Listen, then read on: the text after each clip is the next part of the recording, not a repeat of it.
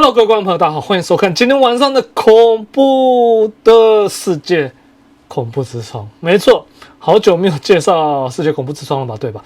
其实我今天也是本来打算要介绍怪谈，但是因为这则怪谈，我觉得它有列出详细的地点，所以呢，我下去稍微查了一下之后，我发现其实它可以介绍成世界恐怖之窗。好，那它在哪里呢？它又有着什么样的一些资讯呢？接下来我们来看地图，顺便让我来介绍给大家吧。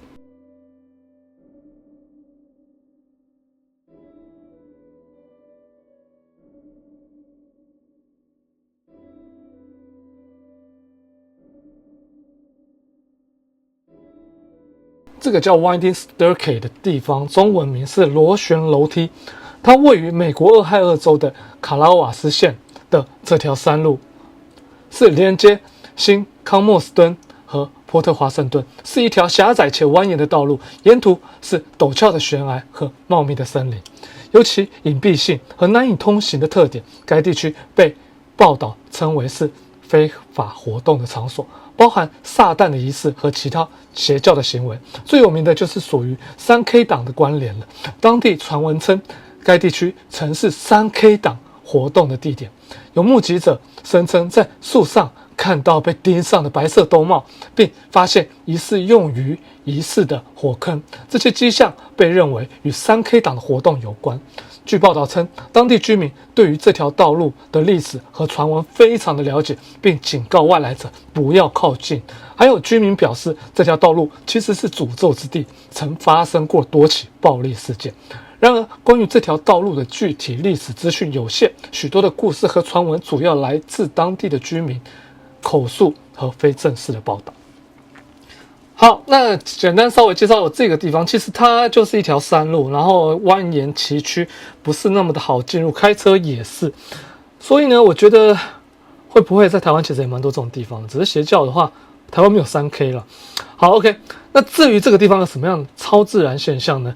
我接下来会介绍给大家，但我要告诉大家，就是我会稍微整理一下这里有发生过什么样的事情，最后才告诉大家这一个人在这条山路所碰到的经历哦。好，接下来我就来告诉大家这里有着什么样的传闻跟故事吧。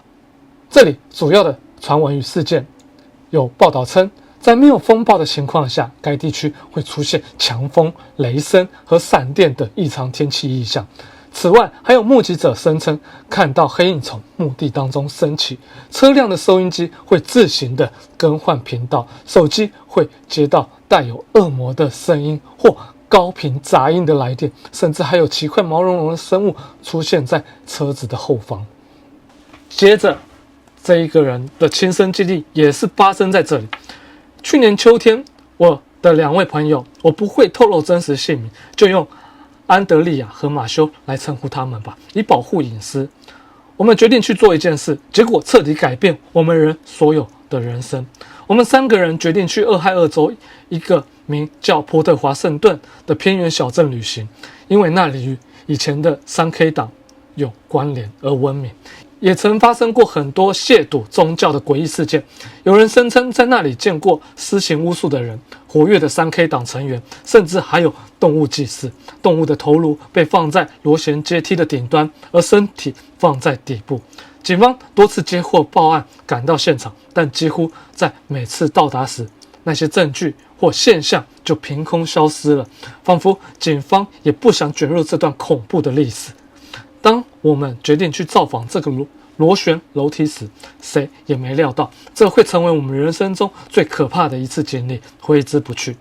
当天下午4点左右，我们抵达现场，夜色逐渐降临。这条路最诡异的地方在于，没有人知道它真正的历史，它为何而建，为什么有这么多人会在这里遇到折磨般的经历，但它却仍对外开放。抵达山脚时，我们意识到这条路只有一个上坡与下坡口，如果有人下山，我们正好上山，那就完蛋了。道路边缘是陡峭的岩壁，一旦滑落便粉身碎骨，没有人能救你。尽管如此，我们仍决定继续前进。车子缓慢上山，我感觉车内的空间开始压缩，像是要把我们活活挤扁一般，一种窒息感扑面而来，就像我们不被允许踏上这片土地。开到一半时，我们开始感觉头痛、恶心，我甚至想哭，整个人感到脆弱无助。马修则变得极度烦躁与焦虑，像是被什么东西盯上了，坚持要离开。安德利亚则面无表情地继续开车，仿佛我们之前的对话从未发生过。所以我刚才说到变成了诡异的沉默。我们到达山顶后，决定下车探险。要真正登上山的最高点，必须走一条被封闭的步道。虽然禁止通行，但我们还是偷偷溜了进去。刚走了几步，我们就感觉到周围不只有我们，好像有其他东西也在一起移动。太阳完全落下后，我们陷入森林的黑暗中，一条可能通往毁灭或神秘发现的小径。我们只想知道从小听说的那些故事是否属实。越深入林中越诡异，连鸟叫声都没了，只有树叶与枯枝被踩碎的声音和我们的呼吸声。我知道在野外，如果四周静到可怕，那就得快逃。但我们却无法自拔地继续走了下去。当我们终于花了1个小时走到山顶时，安德利亚眼睛突然睁大，盯着某个方向。我们也转头看，发现四周的树上挂着一圈的白色兜帽。我们开了手电筒，照亮那一圈被兜帽围起来的区域。我们吓坏了，那正是一个完美的圆形火坑，里面堆满了多年累积的灰烬、焦木和不知名的东西。树上的白兜帽正是3K 党成员穿的那种，空气中弥漫着邪恶粘稠的感觉。我们毫不犹豫地决定立刻逃离。我们花了1个小时爬上来，现在得立刻下山。马修跑在我前面5英尺，安德利亚跑得更快。我们只觉得有一双眼睛刻在我们的灵魂上，窃是我们最黑暗的秘密。马修后来告诉我，他当时几乎直接想跳下悬崖结束一切，而安德利亚他竟然丢下我们2个自己开车离开了。我和马修独自留在山上，又怕又累，只能慢慢步行下山。每走1个弯，我们的恐惧就加深1分。那段路仿佛永远走不完，腿都快断了，空气静得像死了一样。这时我们看到路的尽头似乎有东西挡在出口。刚开始我们以为是安德利亚的车来接我们了，所以松了口气，但走近才发现那不是车，而是一个黑色模糊的身影贴着地面，像军人那样匍匐前进。我愣在原地，马修则吓得转身又跑回山上。我目睹那个黑影越来越大，像是夏天柏油上的翻腾热浪一样，一圈圈的扭曲的气流在四中荡漾，而我只感觉整个灵魂被抽干了。这时一道车灯照亮了我们，原来是安德利亚回来了。他看见那个黑影，3人一起走到悬崖边缘，看着那个黑影像雾一样飘下崖底。我们开着手电筒，却什么都看不到，崖底只剩碎石和一地的混乱。第2天，我想和他们谈谈这段经历，他们却表现得像是什么都没有发生过。那原本是个看看3K 党是否还存在的轻松旅行，最后变成了一场噩梦。3个月过去了，我还是常做噩梦，梦到那条无尽的黑路，耳边的低吼让我惊醒，满身冷汗。我不会说这段经历毁了我们的友谊，但真的奇怪，2天后我们3个人就没有再联络了。从高中就认识的好友，却因为这条诅咒的之路走散。我不在乎别人信不信，但如果你去查波特华盛顿或塔斯卡拉瓦斯郡，你会发现这里的历史就是充满着痛苦和血泪。而关于那条螺旋楼梯，我后来查到很多人也遇过跟我们一样的事情，看到模糊的动物跳崖，或是往车上冲，但最终什么都没留下，又或是被莫名其妙的力量给驱赶。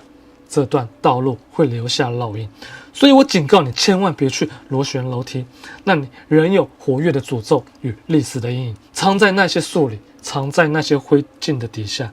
这不是冒险，是灾难的召唤。其实这则故事算是蛮长的，我有稍微把它修短一点。那其实它的原著是比我在介绍更加的详细。我必须说啦，这3个人换成是我的话，我也会想去，只是我不知道看样子好像真的很多人在那边碰到事情。假如是这样的话，那我是不是该去一次？而且俄亥俄州，我记得我好像有介绍过，俄亥俄州好像蛮多个故事的，我忘了。世界恐怖之窗嘛，对啊。其实对，没错，我刚刚在一开始时有提到说，恐怖的经历，就很多人会碰到这些黑影，或是这些黑影会跑去跳海。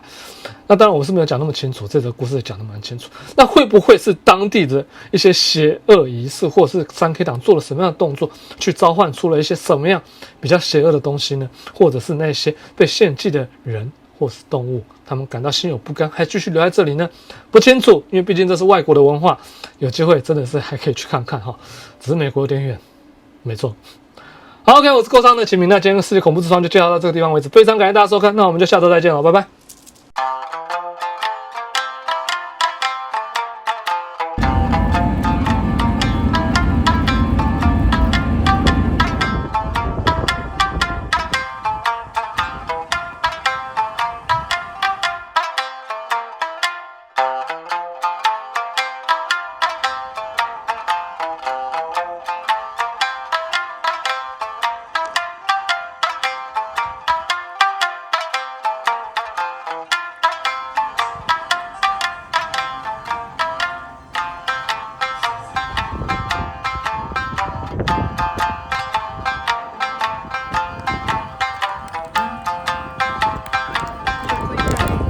太可惜了。